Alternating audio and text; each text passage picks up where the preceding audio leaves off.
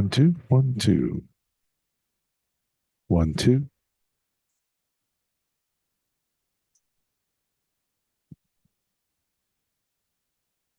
Okay. 3, 4, 3, 4.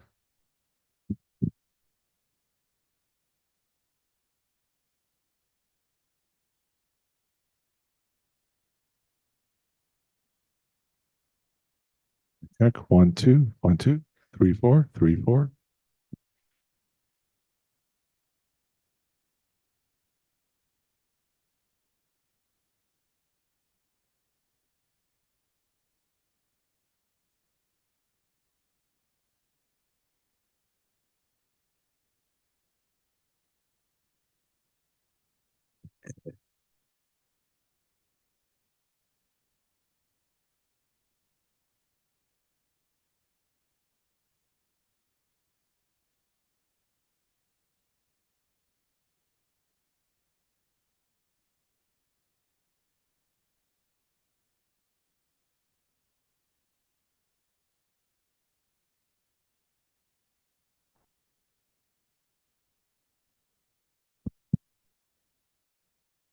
Live then?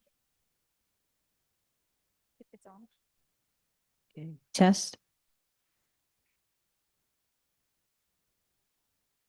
Let me know when you'd like to start. Is the hall, is the lobby mostly empty? Yes. Okay.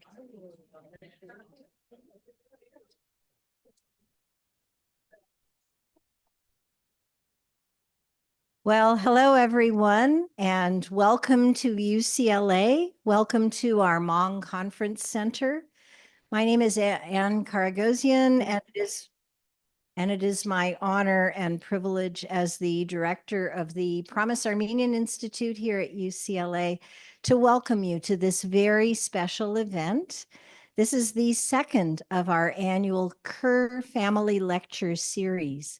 This endowed lectureship, which was created in 2023 by the Promise Armenian Institute and the Kerr family, has the aim of amplifying the stories of heroes and heroines who dedicated their lives to providing life-saving humanitarian support for victims and survivors of violence and mass atrocities in times of crisis. The lectureship is named in honor of the Kerr family, 3 generations, perhaps one day even 4 generations, whose progenitors include Professor Stanley and Elsa Reckman Kerr, who helped to rescue and provide extensive humanitarian care for survivors of the Armenian genocide during 1915 through 1923. In fact, today we are honored to have with us our dear Anne Kerr, the daughter-in-law of Stanley and Elsa Kerr, who is also the longtime director of UCLA's Fulbright Fellowship Program. So thank you for being here, Anne. We are also very pleased to recognize Ani Hovhannes, the filmmaker who actually delivered last year's lecture with her beloved late father, Professor Richard Hovhannes, about the Kerr family. So welcome, Ani. And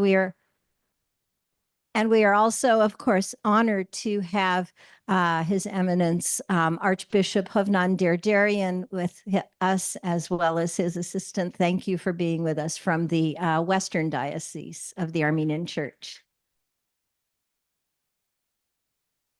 So the subject of this second Kerr family lecture also focuses on a hero whose life and work were instrumental in saving many Armenian lives during the genocide.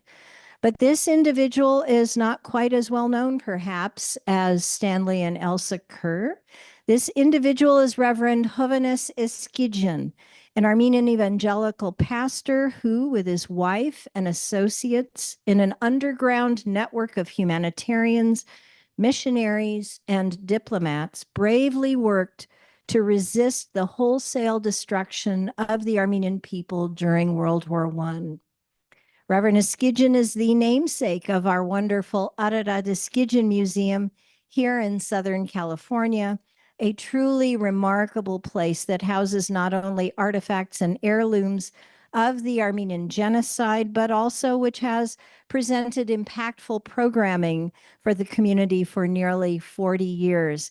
And this evening, we are honored to have two of the grandchildren of Reverend Eskijian here, Mr. Martin Eskijian and Pastor Nancy Eskijian with us, as well as Mrs. Maggie Goshen, Mangasaryan Goshen, who is the director of the Ararat Eskijian Museum. So thank you for being with us this evening. So today, the title of our lecture, is, as you see on the screen, The Very Limit of Our Endurance, Reverend Hovhannes Eskijian and his network of resistors during the Armenian genocide.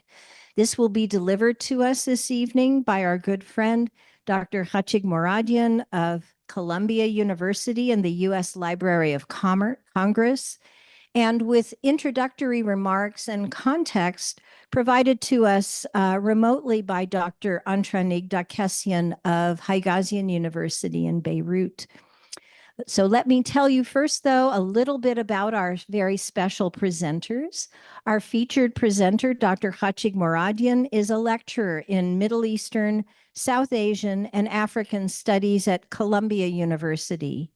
He is also the Armenian and Georgian area specialist in the African and Middle Eastern Division of the U.S. Library of Congress in Washington, D.C. He also serves as co-principal investigator of the Project on Armenian Genocide Denial at the New York University Global Institute for Advanced Study. Dr. Mouradian is the author of the award-winning monograph, The Resistance Network, The Armenian Genocide and Humanitarianism in Ottoman Syria, 1915 to 1918, published by Michigan State University in Press in 2021. He is also co-editor of After the Ottomans, Genocide's Long Shadow and Armenian Resilience, published in 2023, and the I.B. Tauris Handbook of the Late Ottoman Empire, History and Legacy, which is to appear in 2025. Finally, I will note that Dr. Mouradian was the first student to complete a Ph.D. in Armenian Genocide Studies at the Strassler Center for Holocaust and Genocide Studies at Clark University in Massachusetts. This was back in 2016 under the mentorship of our dear Dr. Taner Akçam, who is now at UCLA and directs our Armenian Genocide Research Program. So we have a number of connections, as you see in this room. Prior to Khatchig's presentation, though, we will have introductory comments and context provided to us to put the work of Reverend Eskijian and his collaborators into the context of the time of the Armenian genocide. And these remarks will be delivered by Dr. Antranik Dakessian, who is an associate professor and director of the Armenian Diaspora Research Center at Haigazian University in Beirut, Lebanon.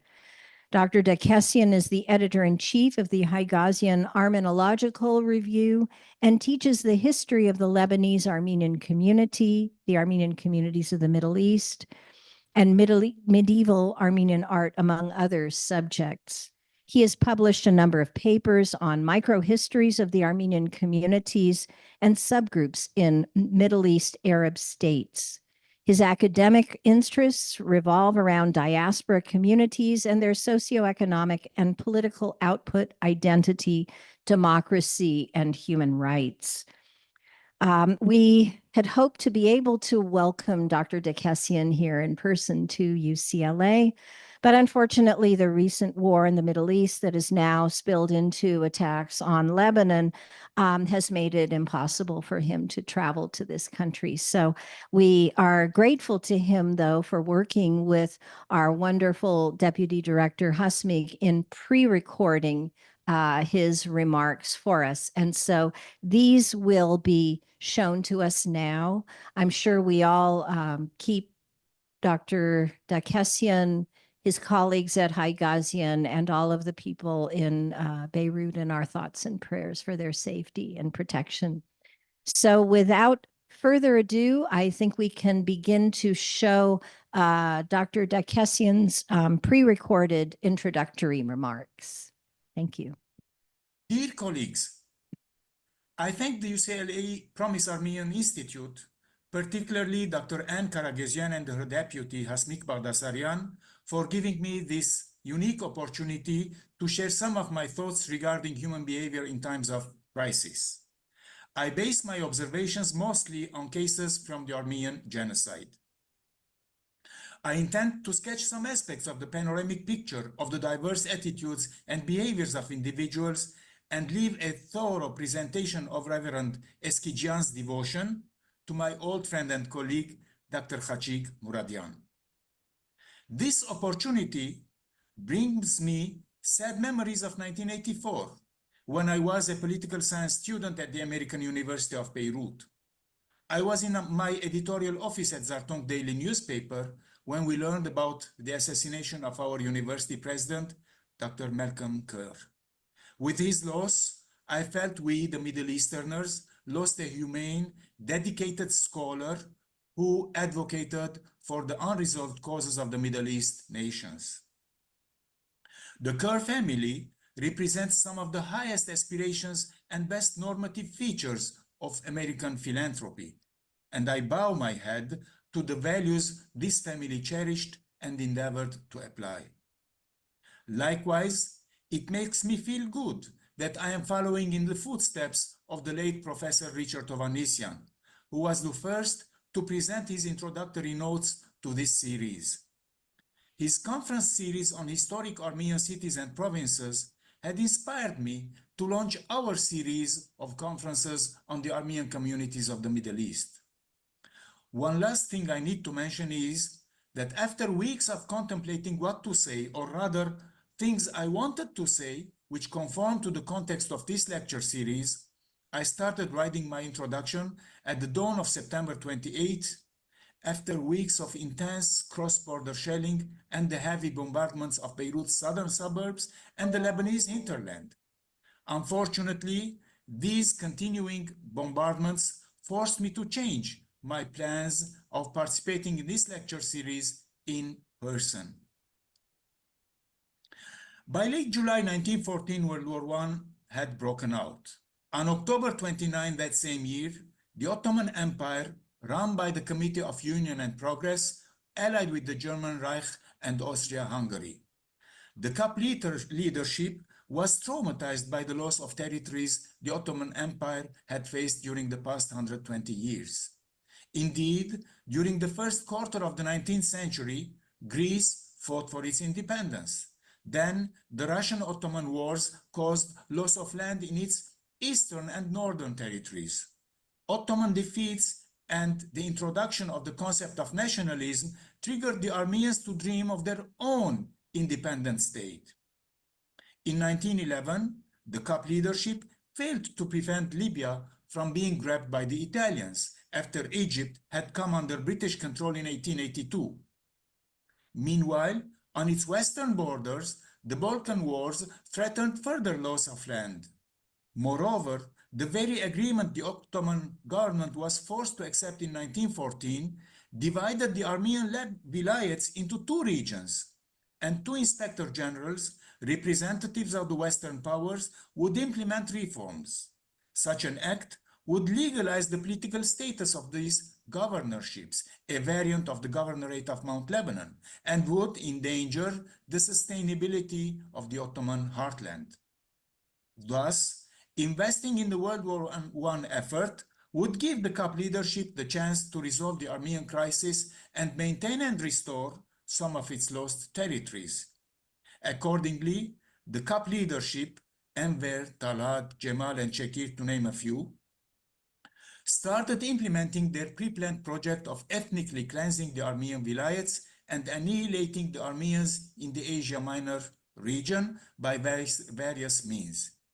In their understanding, the Armenian cause would disappear the moment the Armenians ceased to exist. Most of the some 2 million Armenians living in Asia Minor face this destiny. I will not go into the narrative nor detail any aspect of these genocidal acts, yet it needs to be mentioned that while reading about these events and looking at the pictures as 6th or 7th grade students, a big question would ferment in our minds. How come such long caravans of Armenians were being led to their death under the guidance of just a few soldiers on horseback? Why didn't these masses disobey orders? Then we came to learn that some of the deportees did oppose and refused to follow the orders, that there was some resistance in certain Armenian localities and towns, and that there was an extensive underground resistance movement against these plans to kill during these death marches and in the concentration camps. Soon, a new set of questions started budding in my mind. While working on genocide memoirs, I felt it was strange that some of the accounts stopped the moment the victimized narrators felt they had survived the Turkish killing ordeal. Hagop Derbelyan of Adana, for instance, stopped his account the moment he crossed into Mosul, which was controlled by the British and was totally out of the Turkish genocidal loop. Harutyun Karajan of Zeytun stopped his narration right after he found shelter in the HBU Mersin orphanage.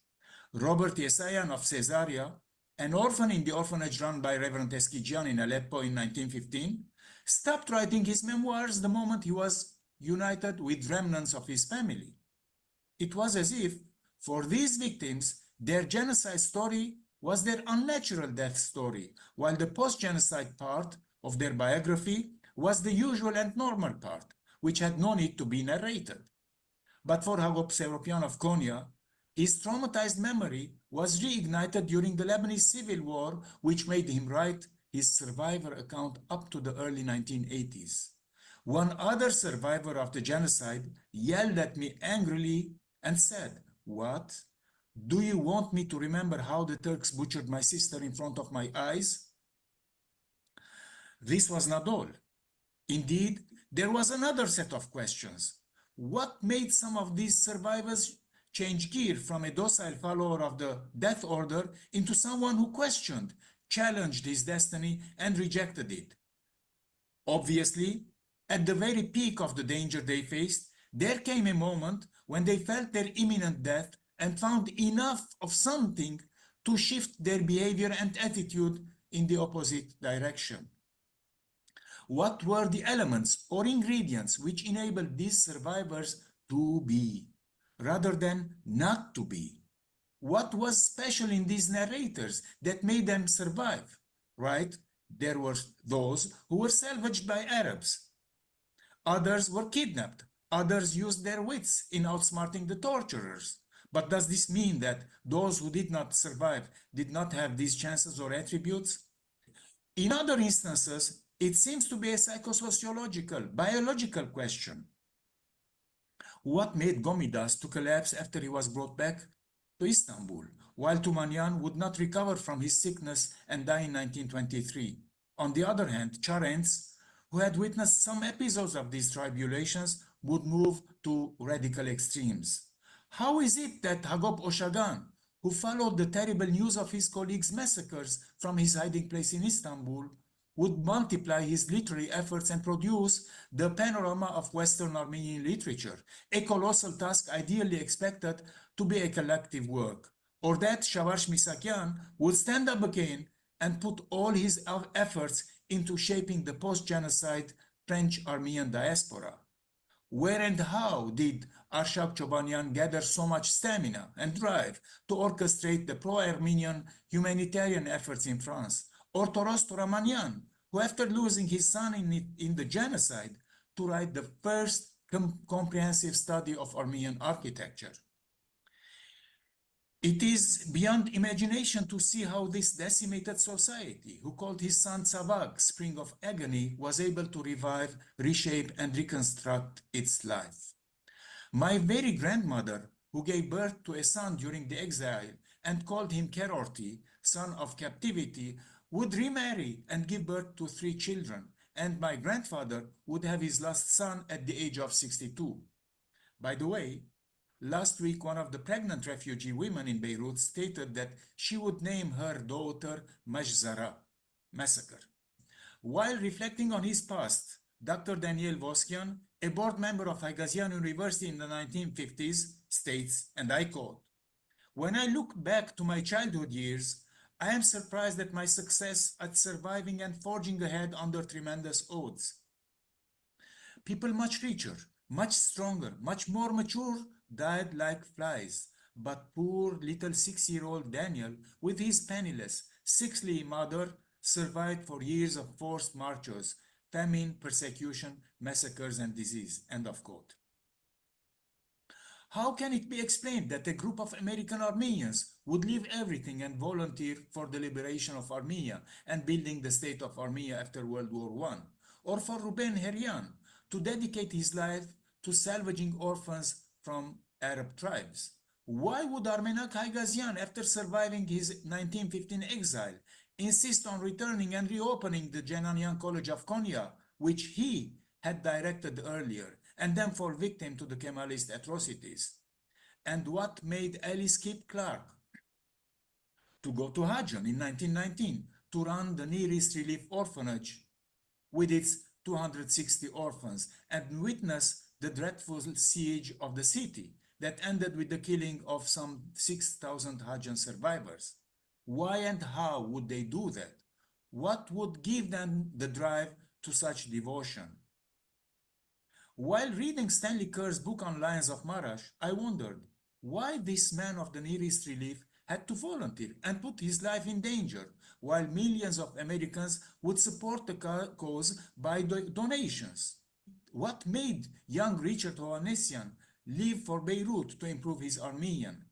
Why has the international community extended such a big humanitarian hand to the Armenian nation? And why has the nation reciprocated to humankind? Not in the same manner, but in other ways. We have a small country house in Anjar. The 10 or so different fruit trees we have in the backyard are cared for the same way, face the same ecological elements, but always produce different fruits. I have a similar observation. Between 915 and 921, the Armenians of the Kingdom of Arjuni built the splendid church of Akhtamar. After 1,000 years, another population living in that same area committed the Armenian genocide. It seems impossible to analyze why and what the factors and motives are for such a diverse set of attitudes and behaviors. Is it human physiology, chromosomes, mindset? Just look at how the international community is responding to the Gaza human catastrophe or reacting to the Lebanese crisis. The human singularity of the individual stands out during times of crises when they go far beyond their own self. Like the verse in the book of John 12:24, and I quote in Grabar, Ամեն ամեն ասեմ ձեզ, եթե ոչ հադնցորենու անգյալ հերգիր մերանիցի ինքը միայն գա, բա եթե մերանիցի բազում արդյունս արնե, which translates, truly, truly, I say to you, unless a grain of wheat falls into the earth and dies, it remains alone. But if it dies, it bears much fruit. Indeed, the uniqueness of people like those mentioned above and many more stands out when we look at the broader picture and recognize that they have bypassed, excelled, and surpassed themselves for the relief of the sufferings of the victims of the Armenian genocide. Reverend Hovhannes Eskijian is one of the outstanding figures in this genocidal panorama. Thank you.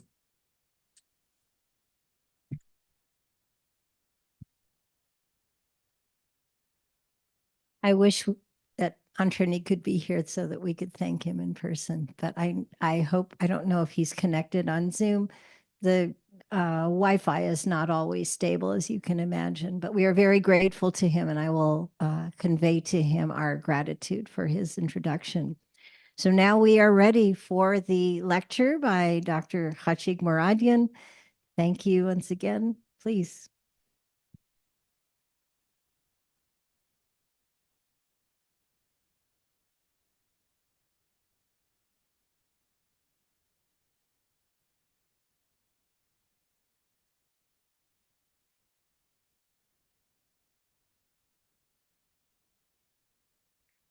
Thank you, Anne, for the introduction. Can you hear me well? Thank you, Anne, for the introduction. Thank you, Hasmik. Thank you to the Kerr family. I too would like to acknowledge Taner. Where is Taner? Yes. Who put up with me for 5 years plus at Clark University as I was completing my PhD. And I've learned a lot from him, including how to tie a tie. And I would like to also acknowledge Haigazian University, where I received my undergraduate education and I completed coursework in clinical psychology, master's towards a master's degree. Baron Dakessian, Dr. Dakessian, played a phenomenal role in supporting me in those years. And I'm extremely grateful for that. And I will always be. And it's wonderful that he offered the introduction for this talk today.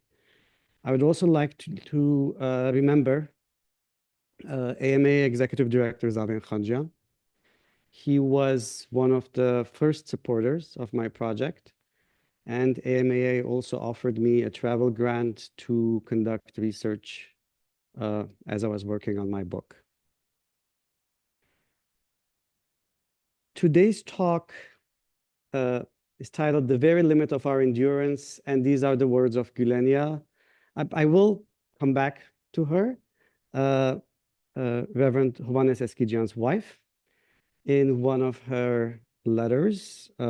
I'd like to start by quoting her. She says, "My dear Badveli, barely out of bed from his sickness, disregarding the personal hardships and peril to his own life, relentlessly labored day and night to save other lives.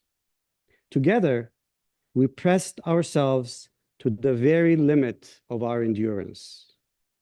All our time, energy, effort, sleep, food, clothing, and other material possessions we put on the line on behalf of this wretched, miserable mass of torn and battered humanity."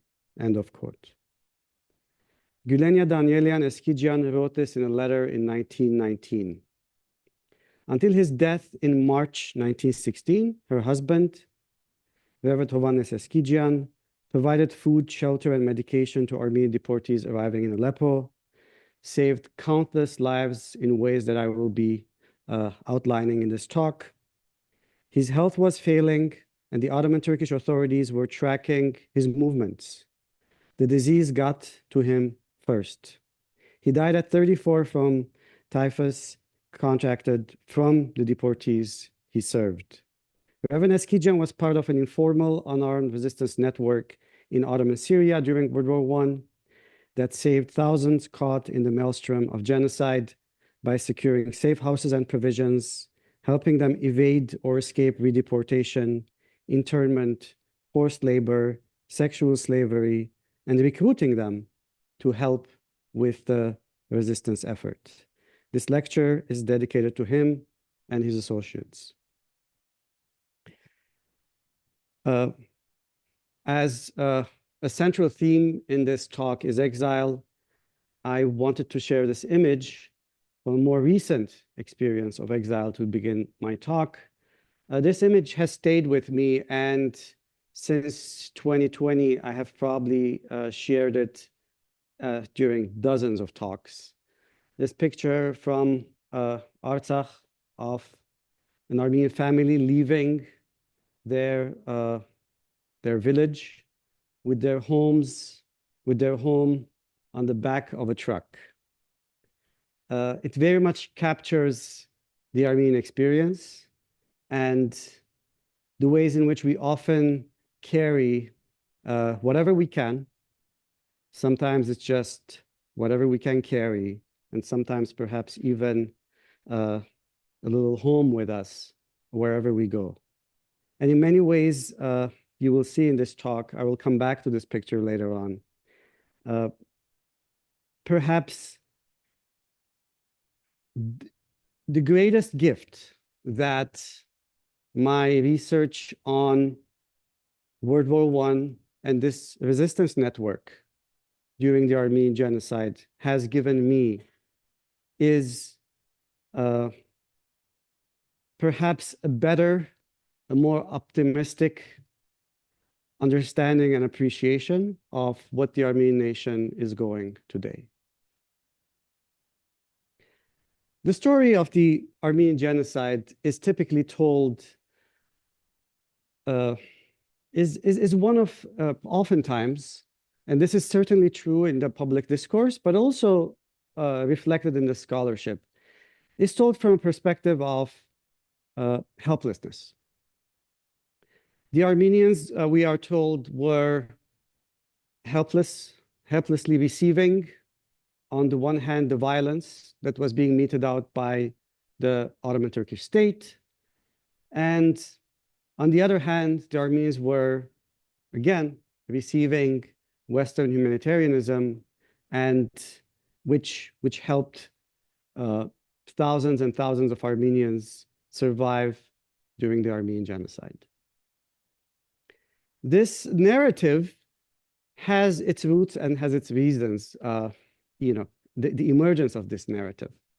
On the one hand, the continuous denial by the Turkish state necessitated an approach to the history of the Armenian genocide that emphasizes the victimhood, that emphasizes the helplessness. On the other, our efforts to reach out to broader audiences outside of the Armenian community necessitated emphasizing those missionaries, diplomats, and others who witnessed the Armenian genocide, assisted Armenians during the genocide. And in this narrative, very little room was left for discussing, exploring efforts of resistance by Armenians. And when this discussion did happen, it typically focused on some episodes of armed resistance. What we will see here is an impressive, a massively coordinated effort that is conducted. I will be focusing on Syria, but you will see that this has extensions across the Ottoman Empire, that was conducted by Armenians, primarily organized and run by Armenians to assist fellow Armenians without even firing a single bullet. And the region I'm going to be covering is in modern-day Syria, the triangle between Aleppo, and I'll come back to talking about the significance of Aleppo here, Ras Al Ain and Deir ez-Zor, perhaps the darkest corner of the Armenian genocide. Now, when the first deportees began arriving in what is today Syria, so as you know, the initial wave of deportations and massacres beginning in April 1915, gradually spread across the Ottoman Empire, and the destination of Armenian deportees was determined to be Syria, the northern parts of modern Syria. And deportees who were closer to that region began arriving in May of 1915.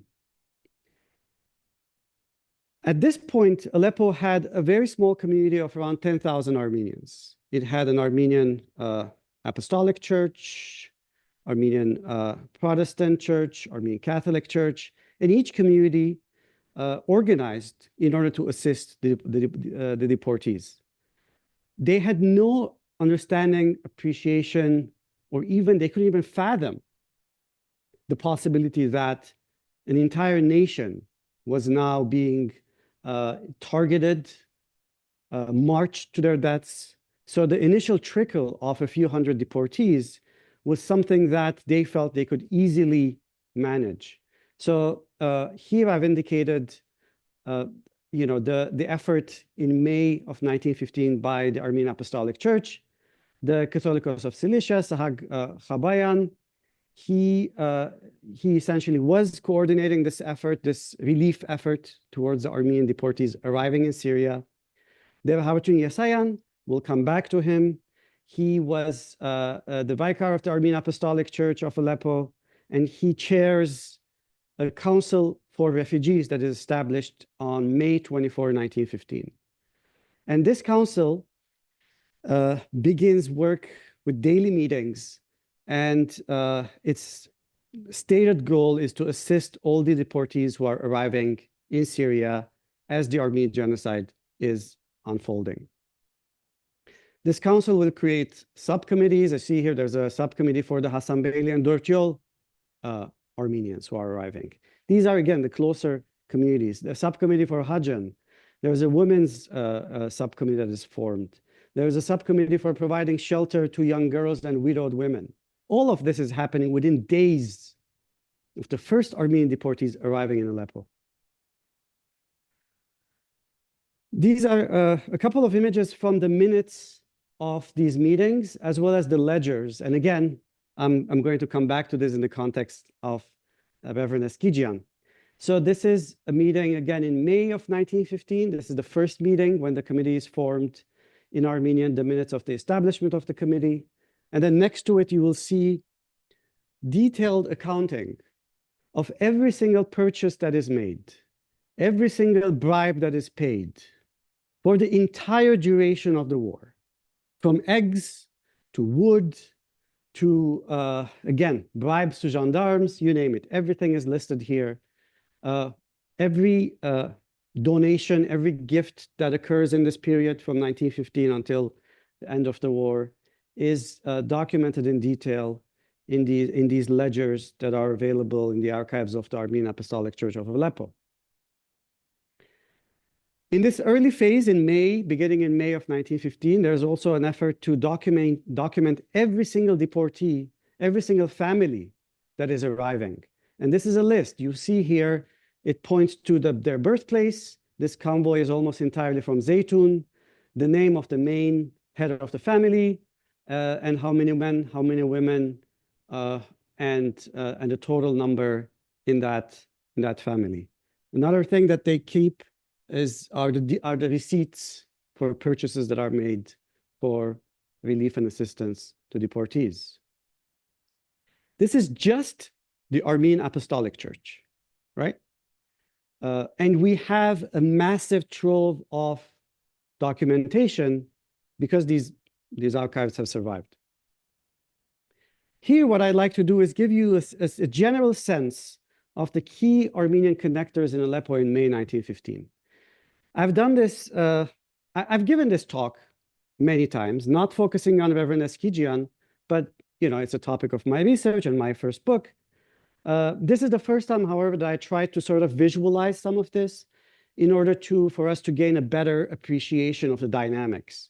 So Aleppo was a small community, but it was a very well-connected community with the local authorities, with some key figures in the central authorities. It also had some phenomenal institutions that would make it possible for the Aleppo Armenian community to manage this kind of, sort of survive the kind of onslaught that is coming and actually be able to assist the Armenian deportees. So this highlights some of the key actors, key players. I mentioned the Hovhannes Eskijian, the Armenian Apostolic Church, and the Council for Refugees. At the top, you have Baron Hotel, two brothers who ran the first kind of modern hotel in the region. And this was an important location. This is a historic hotel that, even after the collapse of the Ottoman Empire, is witness to some of the key moments of Middle Eastern history. But in this period, this was a place where people like Cemal Pasha and many others, leading Turkish officers, prominent Turkish figures, would stay. And therefore, the brothers who ran the hotel had significant connections and influence. The Armenian Catholic Church in Aleppo is another important institution. It was caring for around 3,000 Armenians, mostly members of the Armenian Catholic community, deportees arriving in the region. And there was also an Armenian Catholic church in Deir Zor that again was part of this effort. Reverend Hovhannes Eskijian is another key actor. I'll say a lot more about him later. Dr. Aram Asadur Altunian, his hospital was the best hospital in the region. Again, this is an institution that served Cemal Pasha. This is an institution where Mustafa Kemal Ataturk actually received care. This is an institution that cared for many Ottoman Turkish officers as they were wounded and were brought into Aleppo. So again, extremely well-connected, influential figure who received his education at Columbia University. His daughter, Nora Altunian, founds the largest orphanage during the genocide in Aleppo, which will eventually be housing thousands of orphans. And Reverend Aharon Shirajian would serve as the orphanage director for a very long time. This is just a snapshot. This doesn't mean that there's nobody else who's playing a critical role, but I did want to give you this general sense because some of these names are going to keep coming up. Now, a quick overview of Reverend Hovhannes Eskijian. He was born in Urfa. He loses his father during the Hamidian massacres in 1895. His mother witnesses his murder and the destruction of their home. And he disappears for a few days. Eventually, they find him. He and his brother, older brother, in 1900 enrolls in Aintab College. 5 years later, which he completes his education there, he enrolls in the Marash Theological Seminary. And in 1908, he will graduate and marry Gulenia Danielian. And they will be sent as, he will be sent as pastor to 2 villages in the Kesap region. There are interesting stories from this period, but I'd rather not go into it right now, maybe during the Q&A if there are questions. And in 1915, he emerges as a leader of the resistance network. And this is a very short period of time for him, right? The deportees start arriving in May of 1915. He dies in March of 1916. But within this very short period, not only he manages to save hundreds, if not thousands of lives, but also creates the very network of associates and connections that will continue doing his work, as we shall see, after his death, all the way until Ottoman defeat during World War I in 1918. Now, one of the things that we typically hear, no matter what I press, this is going, yeah, okay, sorry, it's me. All right, I just gave away all the secrets. All right. So one of the things that we hear often is about, the fact that, in today's money, around $2 billion were raised in the United States, right? We hear Near East relief. We hear massive efforts during the genocide and its immediate aftermath. But then again, it's important to also appreciate how this money, in fact, particularly during the genocide, actually reached the Armenian deportees, right? And in this effort, right, this was the more dangerous effort. This was the effort that actually took hundreds of lives of individuals who were engaged in that effort to distribute the funds. And it's important to see how this worked on the ground. So here's a description by one of Reverend Eskijian's associates, John Minassian, who was the person connecting the US consul in Aleppo, Jesse B. Jackson, with Reverend Eskijian. I became a messenger from the railroad station back to the Reverend's house. The Reverend is Reverend Eskijian, a dangerous job. I took the sick to the physician and, worse yet, visited daily almost all the underground hideouts in Aleppo. College professors, ministers, and young graduates in hiding were all subject to arrest. The Reverend would give me money to hand out to these people, and they in return would ask me to buy food for them or a little charcoal to warm their cold, dark rooms. They were in constant fear that the government's arm would reach them and redeport them. John Minassian, by the way, at this point, was a teenager when the war starts. He is a deportee himself.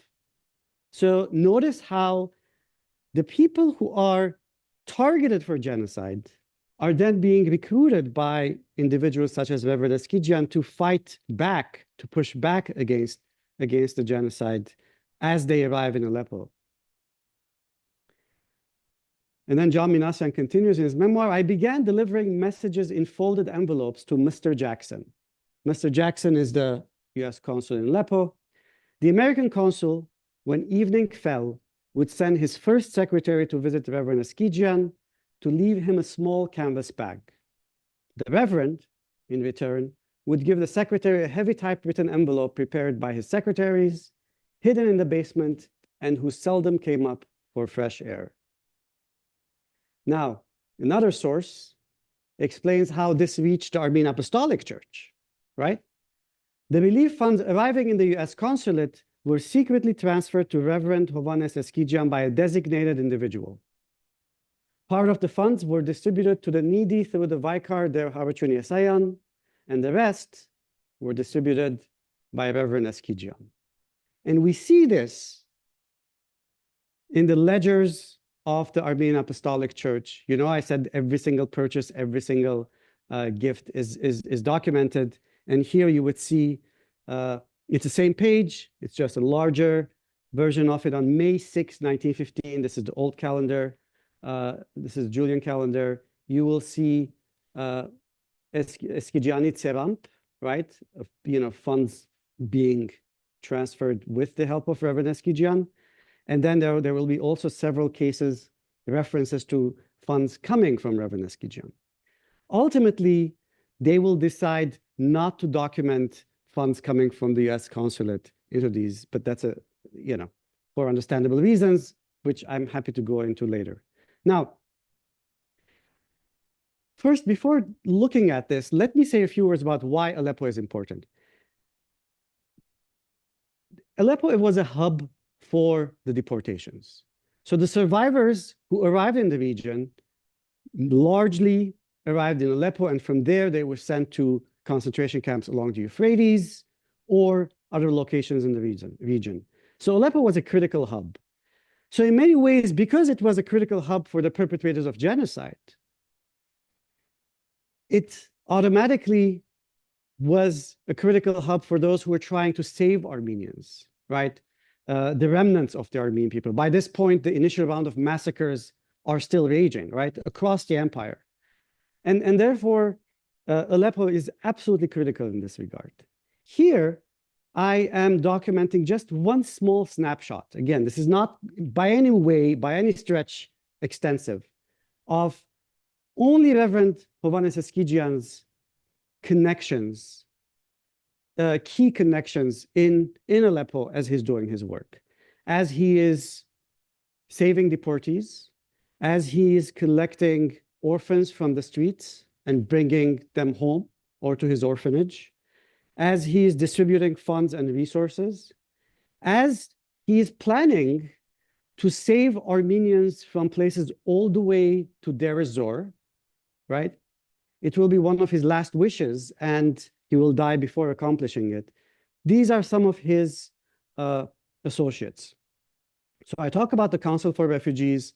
I talk about Deir Haigazian Esayan. Jesse B. Jackson, the American consul. John Minassian, we got to know him. Hovhannes Eskijian was, who eventually ended up in Philadelphia, arrives in the US in 1922. Hovhannes Eskijian was a director of the small orphanage that was established with Eskijian's help.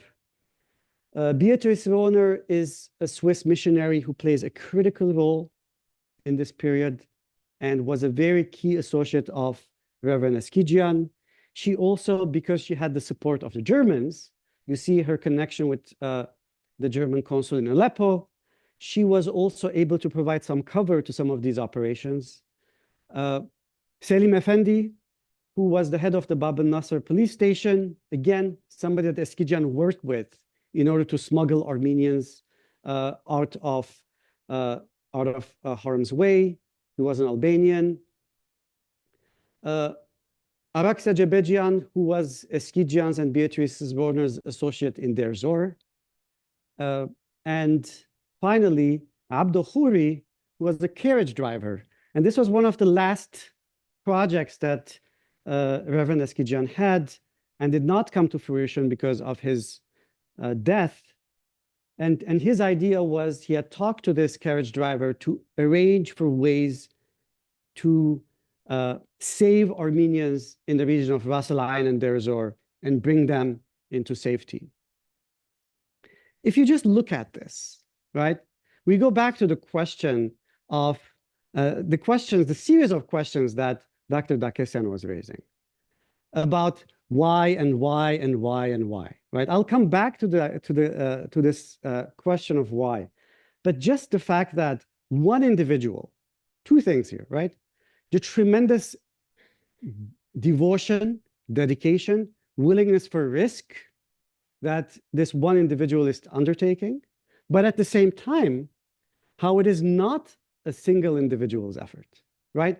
When we talk about Reverend Eskijian, in fact, I don't have Gülenian's name here, and it's not, I first did have it, and then I decided to remove her name because she's coming back, and also because I want to make some space for other people. But this is not just one person. This is also an entire network of individuals who are working together in order to achieve this goal. So the network is one reason why this is working. And the second reason why this is working is faith. I'll come back to this later as well. Now,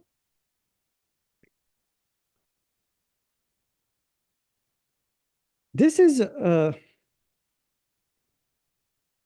critical portion that I'd like to spend a little more time on.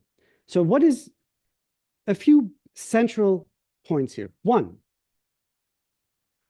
how are all these people operating while the Ottoman Turkish government is coordinating the destruction of the Armenian nation, right? This is a first basic question that comes up. Now, a few things are important to note here. One is that in the first few months of the deportations, so May, June, July, August, Talat Pasha and others are focused on the deportation of the Armenians from across the empire. They are not paying much attention to the deportees who are arriving in Syria. That's one. Second, in Syria, in Aleppo, for instance, the governor of Aleppo, Jalal Bey, had actually very good relations with the Armenian community. He had excellent relations with the Catholicos. And he was assisting these efforts from the very beginning, right? But something shifts by September, October 1915. At that point, the focus of attention of the central authorities, of Talat and others, turns to Syria and Aleppo. And they start arresting many of these actors. They exile the Catholicos to Jerusalem. They arrest a number of these leaders. I have a whole list of individuals who are arrested. Just from this list here, Hawachu Yesayan, right? The vicar of the Armenian Apostolic Church is put in prison. And he does not get out until the British enter Aleppo, right? Others are killed. And so there's this massive onslaught on stopping this relief effort on the region. And this is why I use the term humanitarian resistance, because these people aren't just distributing aid and relief in an environment where the government is actually supporting them and helping them, right? So they're doing this, by risking their own lives, right? And they're doing it against the will of the authorities, and therefore this is where the resistance component comes, right? So when we think about resistance, typically, of course, we often think about armed resistance, but these people are risking their lives in order to provide help, assistance, and save people, and that is absolutely critical. And that's one component that I would like to emphasize here. And so on the one hand, in September, October 1915, there's this massive onslaught on Aleppo. The police goes from door to door and is dragging people, finding Armenians who are hiding and sending them to Karluk, Sebil in the outskirts, and then from there to Deir ez-Zor. And then at the same time, there's this effort by Eskijian and others to save as many people as possible.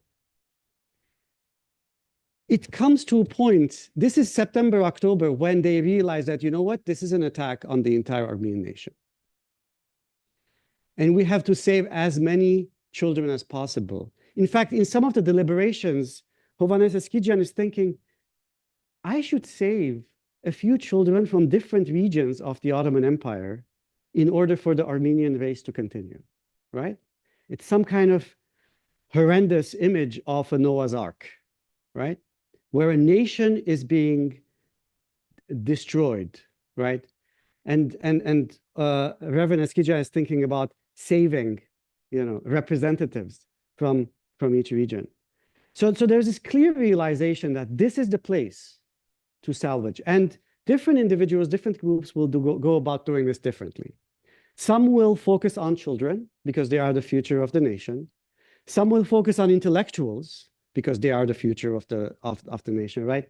And there's going to be this phenomenal effort to work together in order to accomplish these goals. When I first started my research, I did not realize that this was such a dominant, clearly, it is possible to clearly document how this was a network, right? For me, these were individuals who were doing great things, and some of them knew one another, right? It took me a long time to actually see, once I familiarized with each person and their interactions and everything, that this was more than, you know, a few people banding together to do something.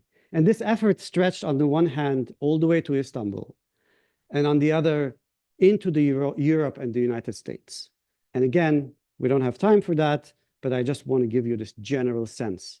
So, you know, Hovhannes Eskijian is just one person, but the work that is being done here combined is massive, right? And the fact that it is a network also means that you cannot really take it out that easily. So most of the people who are arrested here, most of the people who are killed here are replaced by someone else, right? And this is what sustains the whole system. Deir Haigazian was arrested. Deir Khatchig replaced him immediately, right? Same thing applies to everybody else. Now, what happens when Eskijian gets typhus from the deportees, by the way, and that he was saving, and dies?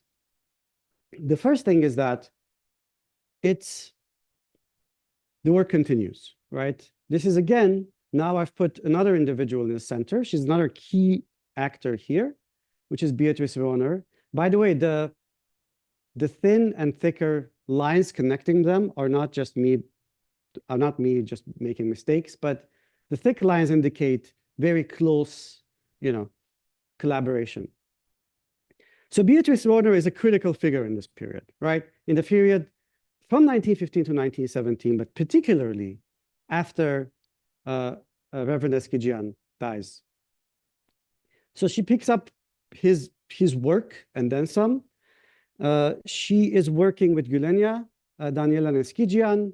She's coordinating, as usual, with the German consul, a Swiss businessman, Emil Zollinger, for the orphans that she is running. She has associates all over the region. Araksa Jabejan is a good example. She is based in Deir ez-Zor, and she is doing work for her there. That's where she sends the money, and she engages in distribution. Araksa Jabejan also is in this tremendously challenging environment, right? Talking to survivors about faith and about God, right? This is another key component of the work. You will see here the name Garabed. I have not been able so far to identify Garabed's identity. I just know his first name.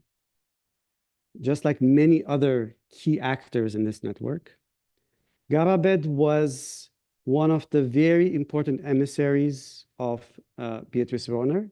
He actually went to Deir Zor in the times when going to Deir Zor was equivalent to going to death, multiple times in order to send supplies and money and distribute them. And one time he went and never came back. And in her book, Beatrice Rohner dedicates a chapter to him and to his faith. And she refers to him as Garabed. And he and hundreds of others who engage in this work are not known, and many of them are forgotten in ways that it may prove very difficult to reconstruct their names and their biographies. So Ottoman subjects in particular paid a heavy price for their resistance. Hovhannes Eskijian was an early victim. Father Yesayan was incarcerated from the fall of 1915 until Ottoman withdrawal from Syria in October 1918. He actually was in the same cell with an Armenian Catholic priest. And so we know a lot about the prison because of the Catholic priest's account. The Catholicos was exiled to Jerusalem in October 1915. The Mazlumian brothers who ran the hotel were exiled to Zahle in September 1916. Reverend Hovhannes Eskijian, whom I mentioned earlier, he ran the huge orphanage, was imprisoned on several occasions. The authorities killed hundreds of couriers. Particularly, it was very easy to kill them, particularly after they left urban areas to distribute aid and to convey information to deportees. Araxia Jebejian was arrested, tortured, and killed in Deir Zor in the summer of 1916 before the Deir Zor massacres. And even the non-Armenians did not really who had positions of power, very strong connections, did not emerge unscathed from this. To give an example, Jesse B. Jackson, he was constantly under surveillance by the Ottoman authorities. And we have the example of Beatrice Rohner, who in 1917, so in September 1916, he's told you are not allowed to send any resources, any help in the direction of Deir Zor. And then in February of 1917, they force her to shut down the small orphanage she was running. And most of the orphans are sent to other institutions for Turkification. She suffers a nervous breakdown, and they send her back home. So just in the few names that I mentioned today that were key actors, right? Between 1915 and 1917, the overwhelming majority of these individuals were either killed or arrested or exiled, right? And yet the work continued in different ways. Now, here I want to, before I conclude, I want to say a few words about faith and the way in which people came together. This is an image from the AGBU Nubar Library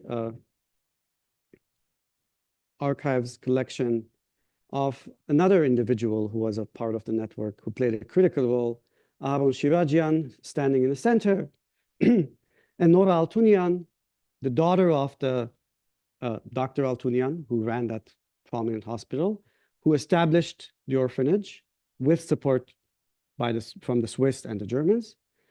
And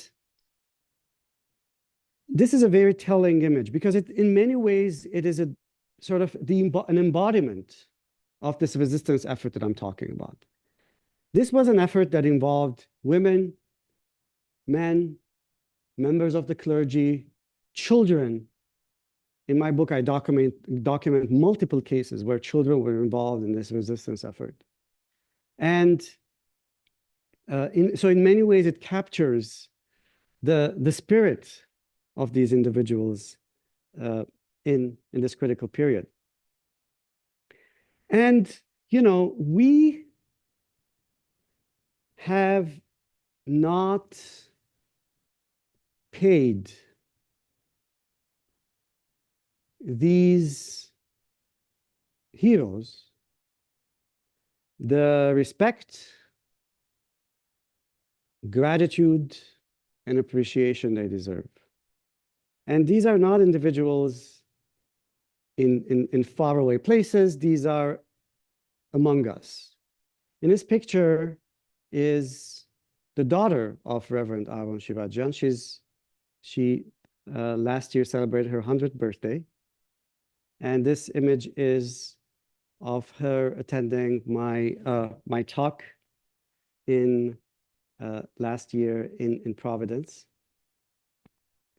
Her father essentially graces the center of, you know, the cover of my book. So by the summer of 1916, the Armenian population, the tens of thousands who had survived the first rounds of deportations and massacres and were placed in concentration camps along the Euphrates River in the direction of Deir Zor, these camps are shut down, and the Armenians who are surviving are pushed further south along the river. And, you know, these are mostly women and children in destitute condition. Some of them are so sick that they cannot get out of their tents. So they burn the tents to force them out, right? And they march them further into the desert. And that is when the Deir Zor massacres take place. They are divided into small groups of a few thousand and sent out into the middle of the desert and massacred. And this is, you know, sort of the last large concentration of Armenians in the region that is decimated. Despite this, and thanks to the efforts of individuals such as Reverend Eskijian and his associates, as well as the others that I talked about today, tens of thousands of Armenians survived the Armenian genocide. And they are among us. Their descendants, their children, their grandchildren, their great-grandchildren. Today, literally, right? Now, I invite you to imagine a day in March 1919 at the Armenian cemetery in Aleppo. So World War I is over. It's 1919, and the Aleppo Armenian cemetery is a rendezvous spot for 3 individuals. Having returned to the city after the war, Sister Beatrice Rohner has joined Reverend Eskijian's wife, Gülenia, survivor John Minassian, remember that teenager, and a few others for a visit to Reverend Eskijian's grave. After Eskijian saved his life, Minassian had become his courier, as we all know, bringing packages of money from Consul Jackson for the resistance network. The others kneel and pray. Gülenia is crying. Now in his early 20s, Minassian is somber, reflective.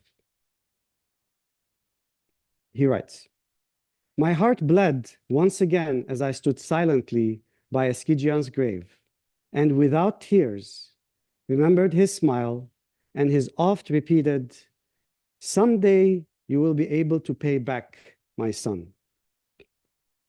A short time later, Minassian visited Dr. Altunian In fact, Reverend Eskijian died in Dr. Altunian's hospital, side note, for a medical checkup, said his goodbyes to friends, and left for America. No matter where they ended, many of those saved by the resistance network paid it forward, in the words of Reverend Eskijian, by embarking on the next difficult task, rebuilding the Armenian nation.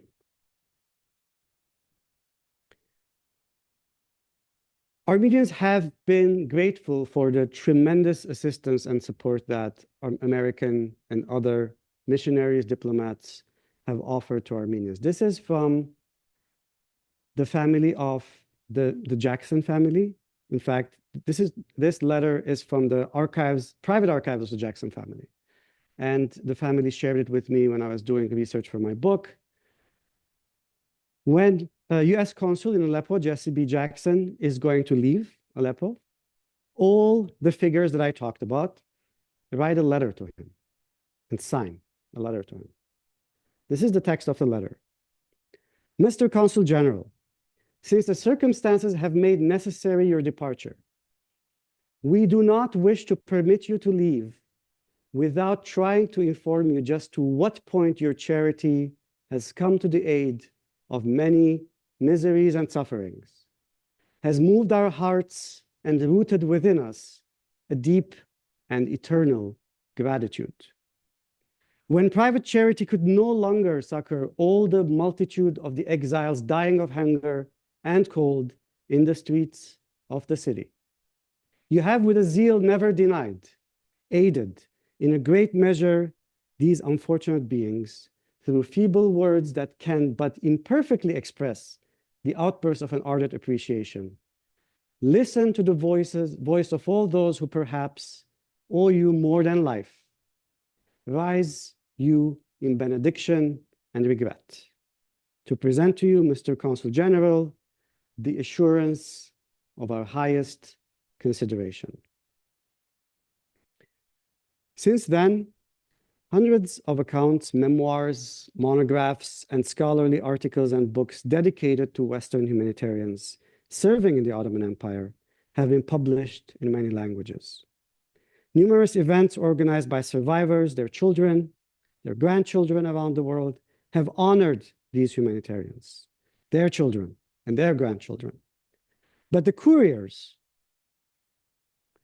but the actors, the Armenian actors in this resistance network, who at the risk of their lives and the cost of 1,000 sacrifices have helped and relieved thousands of exiles, I'm quoting here, starving in the deserts, have received little attention. And when I talk to family members, descendants of members of this network, they tell me, well, one of the things that I hear most commonly is, well, you know what? This is what had to be done, and that's why they did it. So we never thought about it as resistance, right? We thought about it as the right thing to do in order to save our nation. So, although we have, and I suspect, will continue to thank, here, this is the famous image of Armenian orphans writing, "America, we thank you."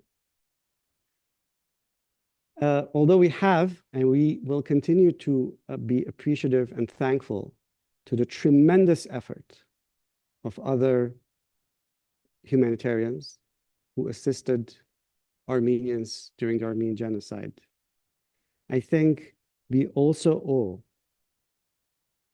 the same level of appreciation and gratitude to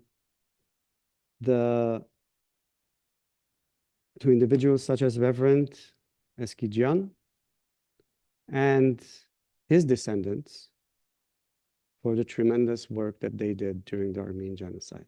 So, thank you.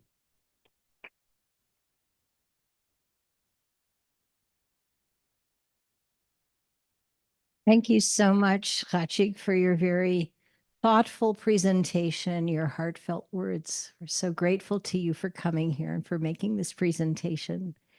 I think before we go to questions, I would like actually to call on a couple of the members of Reverend Eskijian's family to perhaps say a few words to us. Martin and then Nancy, and then perhaps also Maggie Goshen can speak as well. Do not go far though. So we have Mr. Martin Eskijian, a very distinguished structural engineer who has contributed in many ways. Aerospace Corporation in civil engineering, taught at AUA at the American University of Armenia as well. Very well-known member of our community. So please. Thank you very much, Ann, and thank you, Ann and the Promise Institute for doing this tonight. We really, really appreciate it. And thanks to Maggie Goshen, who's done a lot at the museum, the Hovhannes Eskijian Museum, to make things happen like this.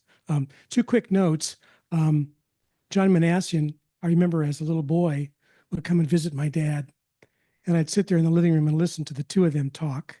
And he was a real character, and lived in Santa Barbara till he passed away and wrote that book that you mentioned. But he was a real individual, and I knew that he was my grandfather's courier. A thank you to someone that's not here. Her name is Nune, and she worked in the AMA office in Yerevan. And one day she decided, I'm going to create a play based on the book about my grandfather. So she did that. And when we were there in 2018 with Monique and Effie, and we got to be there for the premiere of the play about my grandfather. And that was a very moving experience. We all know that everybody in this room has experienced this kind of loss of the genocide from grandparents or great uncles, aunts, or relatives. So we all know that everybody's gone through that. A quote from Psalm that David wrote that I think is really relevant. It said, "From everlasting to everlasting, the Lord's love is with those who fear, and his righteousness to their children's children." So I think about my grandfather I never knew, and how my dad was blessed, became a very successful architect, and did so much for so many people, ending his career with the building and the architecture of the Hovhannes Eskijian Museum and the Sheen Chapel at the Arad home in Mission Hills. So I never knew my grandfather, but I know that he blessed my father, and the blessings came through his children, and that includes me and Nancy. So with that, I'll close. So much. And I'd like also to call on Nancy Eskijian, who herself is carrying on in the family tradition as a pastor of a Foursquare Gospel Church in the inner city. And in fact, they do outreach that feeds on the order of 5,000 individuals per month. So Nancy, perhaps we can call on you, or would you like to go? Yes, absolutely. Although actually you might want to use, do you want to use this? That's fine. It's always humbling to listen to what others have done to sacrifice their lives. And thank you very much for the presentations. It was very good. I wanted to say a few minutes about what inspired my grandfather, the man he was. I never met him, but he changed my life too. The man and his wife, they decided early on in their marriage to give their lives to Christ. They got on their knees and they dedicated their marriage to Christ. Reverend Eskijian was an orphan, so you could see he had the heart of it already. His father was beheaded in front of his mother, and he hid for 3 days in a ditch to get away from the massacres. He survived and went to a Christian orphanage, gave his life to Christ, married, settled near the Armenian villages of Khatchig, and was a pastor there. And my father was born in Ikizaluk. Then they moved to Aleppo, and that's where it all started. The first thing my grandparents did when they were married is they got on their knees in the presence of the Lord and made a pledge to serve him with their hearts, soul, and body.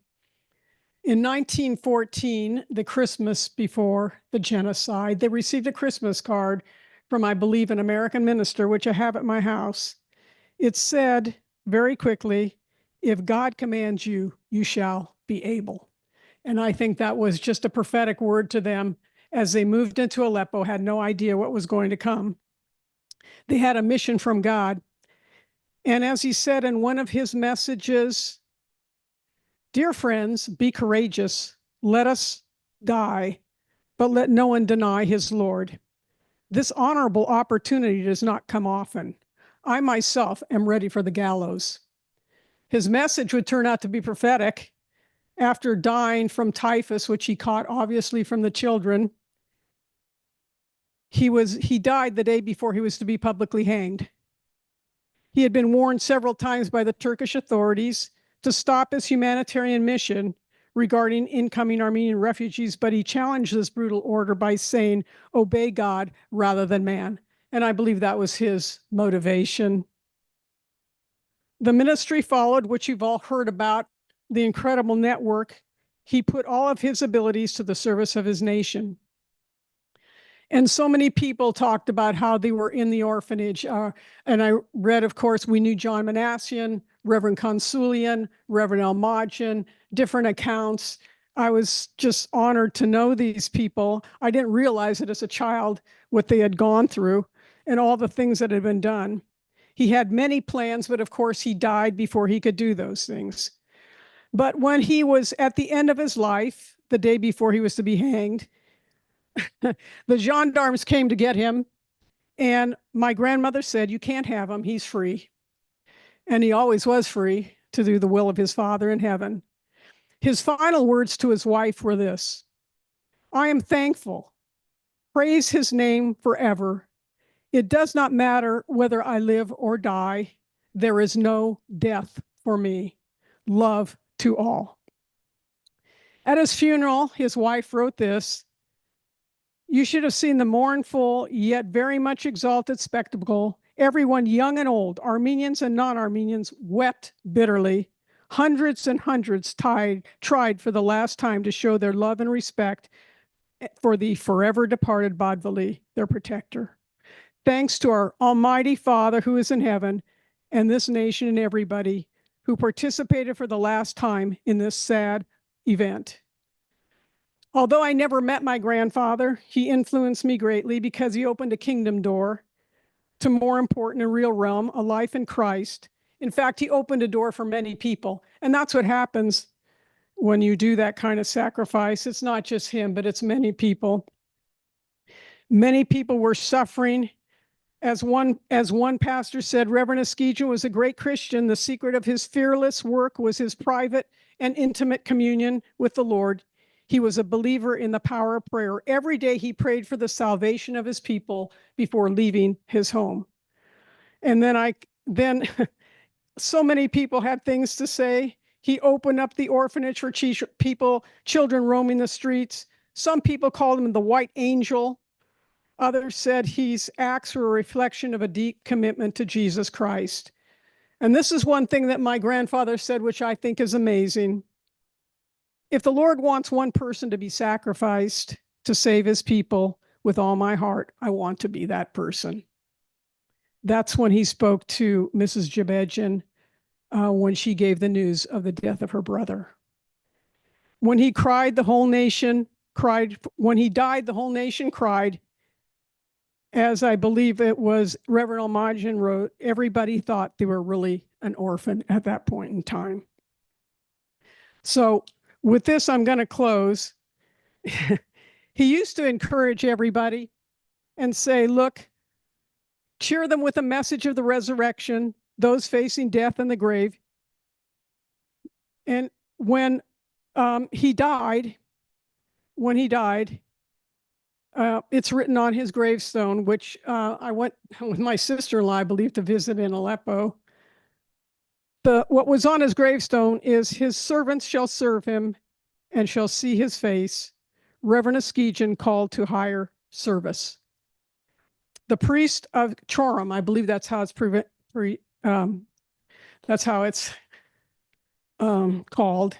Sisak Manugian said this: I, the undersigned priest of Choram, testify that whatever Reverend Eskijian did to our nation, no one else did. neither Catholicos nor national representative.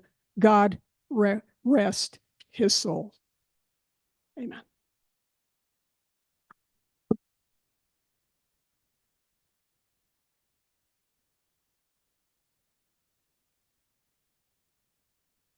Thank you so much, Nancy, for your heartfelt comments and sharing. I'd like now to call on Maggie Goshen to say a few words. Maggie is the longtime, very well-known, very beloved director of the Hovhannes Eskijian Museum, a true treasure in Southern California, you as well as the museum. So please. Thank you, Anne. Thank you for your encouraging words. I'm just a humble servant for our community. I'm very blessed that I met Luther Eskijian because he is an embodiment of Reverend Eskijian. I was raised in a Catholic school. I was raised in a apostolic church. But after I came into Los Angeles, my grandmother passed away at the Ararat home. And I've always wanted the museum. I'm very passionate about history. And then after I went out, I was so emotional. My grandmother was a survivor. And I saw the museum doors open. I walked in, never walked out again. I found my treasure trove there. Something pulled me there. And it was Luther and Reverend Eskijian and my hero, thank you, Eugenia Eskijian. She's always been my hero. Once in a while, I'll pull the records out and I look at the archives and her letters, and I'm amazed. And since we talked about Reverend Eskijian, I'm going to say a few words about Eugenia Eskijian. She became my inspiration as well. She was a resilient person. She was very strong in faith, very capable, educator. And she called her husband, my beloved Badveli, pastor, never her husband. And all her letters, she never forgot where she came from. She always reached out to the communities in Kesap, to the schools. She wanted to educate the children. From 1920 to 1945, 1946, her passing, she communicated with the compatriots there. She wrote in Armenian or Turkish because she knew that they wouldn't understand Armenian letters, Turkish words. And then she also, with her meager income, she helped the students there. She wanted to educate them. That's what a reverend would have wanted to do. And she instilled that in Luther Eskijian. And I was very fortunate that I worked with Mr. Eskijian for almost 10 years, and he became my mentor in many ways. And then as I read the archives from 1950 after his mother's passing, she put in the evangelical newspaper announcements. She wanted to gather information about his father that he hardly knew. He was 4 years old. And he was inundated with testimonies that our Dr. Mouradian spent time. And I read the testimonies, especially the John Minassian. And I'm amazed how this man was able to do it, Reverend Eskijian. And then as if Luther became his father himself, an embodiment of his father, and he continued. He didn't stop there. 1953, he opened the Ekizoluk Church that was closed. He designed the elementary school in Ekizoluk. He paid for it. He secured some funding with the MAM. In 1959, he brought even electricity in the village. He continued what his mother was doing it. He continued the message. And then eventually, and until 1985, he was still sending funds and becoming patron to many students out there, like Mrs. Eskijian was. So for those of you who have not come to our Eskijian Museum, I invite you to come in and see. It's a special treasure trove. And this is how we keep the legacy of the Eskijian family. Thank you. Don't go away. Thank you so much for your heartfelt words, Maggie. I just want to tell our audience how special Maggie is to us. Our Promise Armenian Institute began a little bit more than 4 years ago, and then COVID hit, and we were not really able to do very much in person. But Maggie became an instant partner to us, worked with us as a co-sponsor, as they are for this event, as well as Nasser and other organizations. Maggie has been so wonderful to our organization, as well as faculty, scholars, students. Whenever we have new postdocs who come, they go and speak with Maggie and are fully educated in what is available, the archives, all the information they can get for their important research. So on behalf of the Promise Armenian Institute, I want to offer our very grateful thanks, recognition to Maggie. I am so happy that the CEO, Mr. Haigazian, is here from the Ararat home. We have special gifts for you, Maggie, to recognize just all that you do for our community. So you don't have to open them now.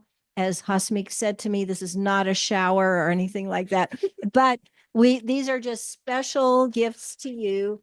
I will give you a hint.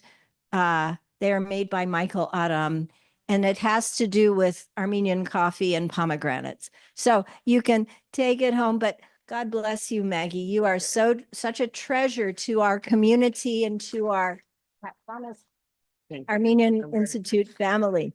So we will take these to you after a bit. Thank you. Or you can, and so very deserved. Thank you. Now we are ready for our Q&A from the audience. If the audience has any questions they would like to offer to Dr. Mouradian, we have a microphone that can go to you. There's one in the audience here. And Khatchig, why don't you go and stand up here?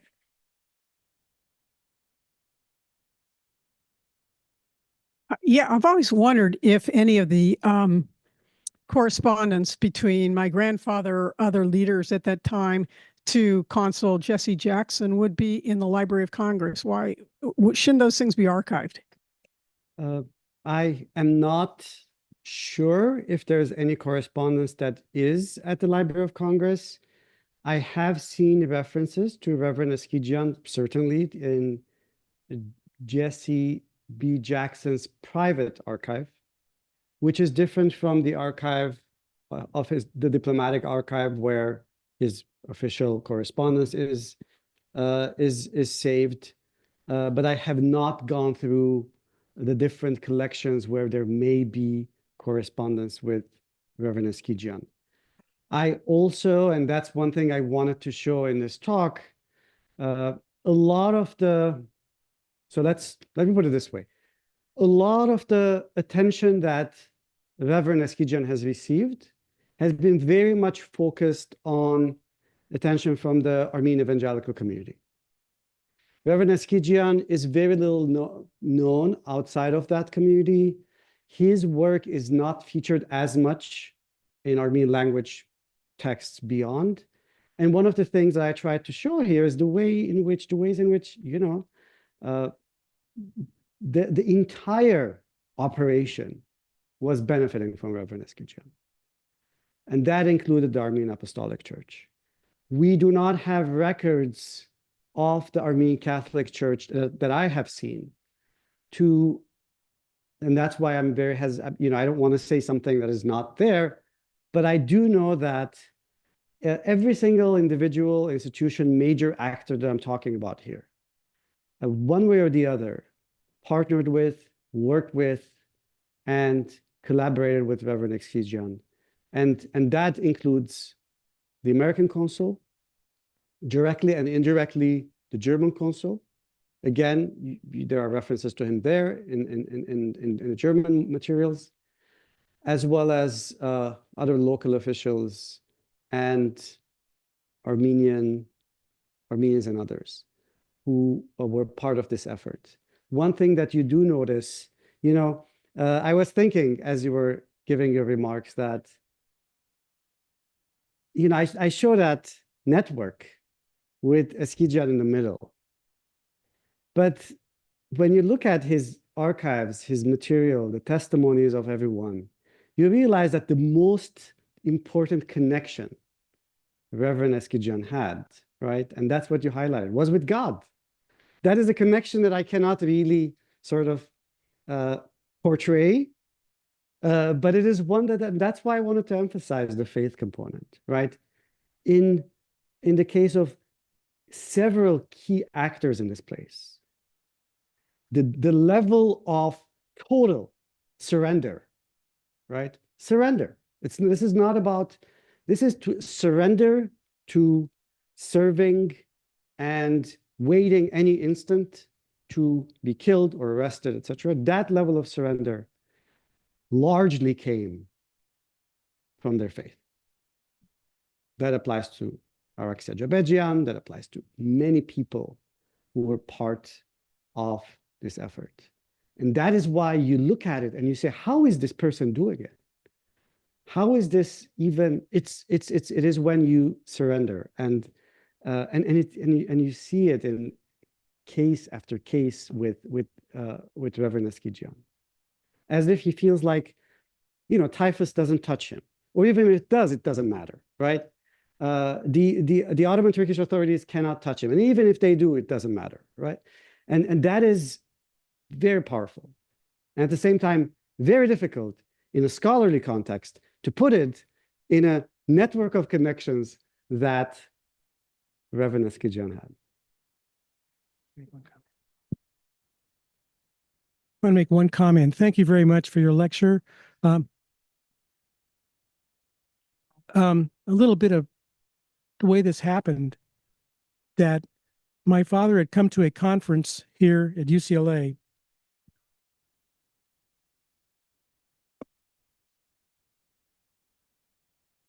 My dad had come to a conference here at UCLA, and there was this guy named Helmut Kaiser, a young researcher, and he was talking to somebody and mentioned Eskijian. And that person that he spoke to said, well, that's his son Luther, and he's right over there. And that's how the book came to be, and that's how this whole thing got written down. Absolutely. I mean, for those of you who have not seen the book, At the Crossroads of Der Zor by Hilmar Kaiser is essentially documents Reverend Eskijian's work in Der Zor in this period, and is also based on not just Ottoman and German documents, but also on the Eskijian archive in part.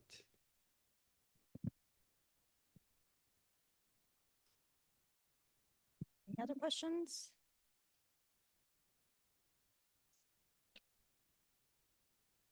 Hi, Khatchig. Thanks for your talk. I had a question about how you filter through the written records and correspondences and archives. Are you reading through everything, or are you using some kind of software to filter through essential criteria? Yeah, thank you. Great question. If, in fact, so when I was working on these materials, for example, the Armenian Apostolic Church's materials, etc., this was at this point close to a decade ago. And we did not have the tools, certainly for Armenian language handwritten materials, right, to do any of this in any way other than just reading it. But I have to say that just last month, I attended a conference on the intersection of AI and the humanities, and and the proposal I had was precisely to bring together this massive trove of documents we have handwritten or typed in multiple languages, right, in order to use AI and, because now it's not just, in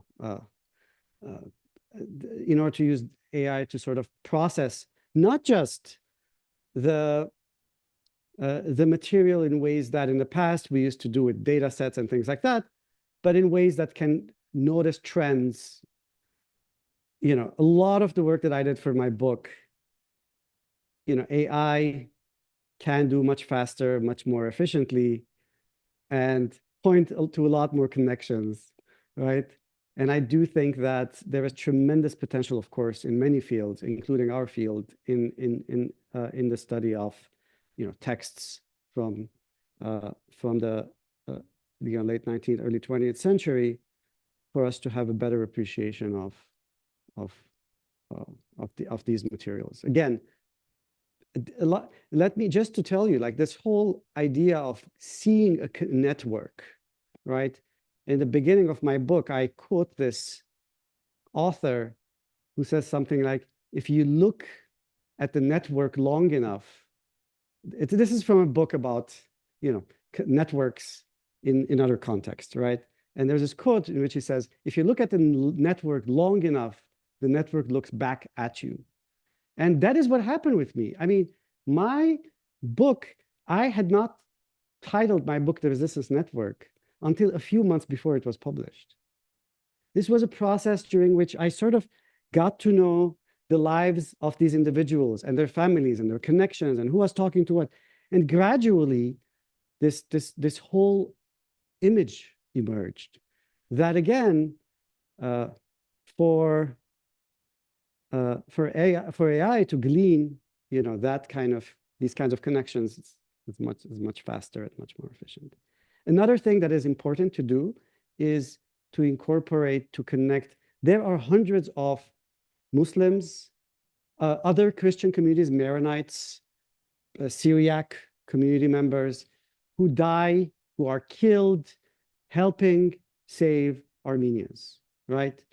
I have not even begun to explore that dimension. A lot of this can be done, with some of the things that I assume you have in mind with asking the question. Thank you. Very interesting. Thank you so much. I wonder if we could perhaps call on Sarpazan Hovhannes Eskijian to offer a few comments. Please, Sarpazan.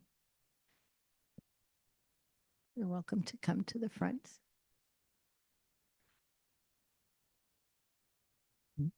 First, I would like to thank you, Doctor, and being the director of Promise Institute for organizing this most empowering evening, I should say.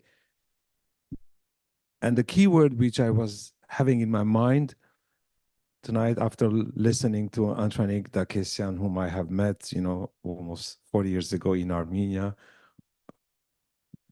while he was studying there, and tonight listening to Dr. Khatchig Mouradian, listening also to the Eskijians, memoirs from their grandfather, even though you have not seen him in person, but I felt that, in your words, he was speaking to us, which is most inspiring. And thank you, Maggie, for being in close collaboration with the Promise Institute for tonight's evening. The key word which I have in mind, which should be the word for our youth, is prudence. To make sure that we have genuine and sincere respect for our history. Learning the history is most important. When I look at you, I want to make sure that, we all bear within us the undying dream of our victims of the genocide. Those who have put their life in the service of our people who have been massacred. When, Nancy, you were speaking, I felt that your beloved grandfather has responded to God's call to make sure that, his life was in action, a mission, not only for the children of our nation, but also life which was becoming a journey with God. Dr. Khatchig Mouradian, your presentation was most enlightening for me, but you have said it just minutes ago about those who are non-Armenians but have put their lives, lost their lives for a noble cause, to save another life. I think that should never be forgotten. You spoke about gratitude. I think we need to show the gratitude not only today, but generations should have that gratitude for those who have given their lives, they have lost their lives. If we are able to do that, then the continuity of our nation is secured. If we learn the history of our nation, then, as I said it, the undying dream of our ancestors will always be within us. We need to make sure that we bear within us in our spirituality their dreams. And I remember the quotation from the book of Proverbs, where there is no vision, people die. They gave their lives without fear. You've said it a few times.